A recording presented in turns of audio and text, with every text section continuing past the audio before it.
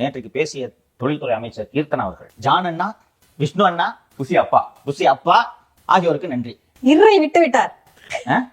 இது விஜய் அண்ணான்ற பேரே வரல.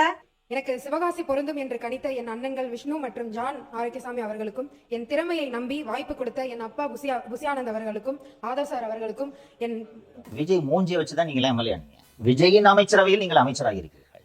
அது என்ன ஜான் அண்ணா, விஷ்ணு அண்ணா?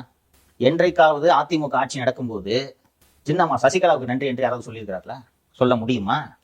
ஜெயலலிதா ஜெயலலிதா ஜெயலலிதா கேபினெட்ல இருக்கிற அத்தனை பேரும் சசிகலாவோட மந்திரி ஆனவங்க. சந்தேகமே வேண்டாம்.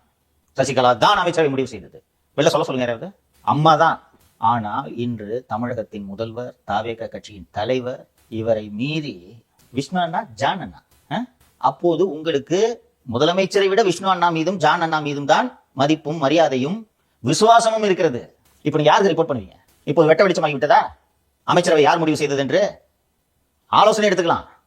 10 பேர்கிட்ட கூட ஆலோசனை எடுத்துக்கலாம். ஆனா எனக்கு மந்திரி பதவி கிடைச்சதுக்கு ஜான் அண்ணா காரணம், விஷ்ணு அண்ணா காரணம்.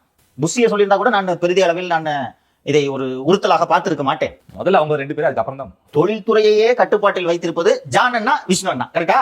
இத்தனவாக இருந்தாலும் தினந்தோறும் முதல்வரை பார்க்க முடியாது. அப்போ நீங்க ரிப்போர்ட் பண்றது ஜான் அண்ணா கிட்டே, விஷ்ணு அண்ணா கிட்டையும். யாராவது ஒரு 2 பெரிய தொழிலதிபரை கூப்பிட்டு பெரிய அவங்களோட கட்டி வாங்கிட்டு, ஏமா இந்த இண்டஸ்ட்ரி லைசன்ஸ் கொடுமானா செய்வீங்க நீங்க. கரெக்டா? இது நடக்காதுன்னு சொல்ல முடியுமா உங்களால? இப்படி பண்ணி அமலாக்கத்துறை கேஸ்ல இருக்க ஒருத்தர் தூக்கி விஜய் அவர்கள் நிப்பாட்டினாங்க. ஜான் அண்ணாவும் ஏசுநாதர் இல்ல, விஷ்ணு அண்ணாவும் ஏசுநாதர் இல்ல. புரிஞ்சுங்க. பல்வேறு செய்திகள் வந்து கொண்டிருக்கின்றன. தேவையான செய்திகளை தேவையான நேரத்தில் பகிர்ந்து கொண்டுதான் இருக்கிறேன்.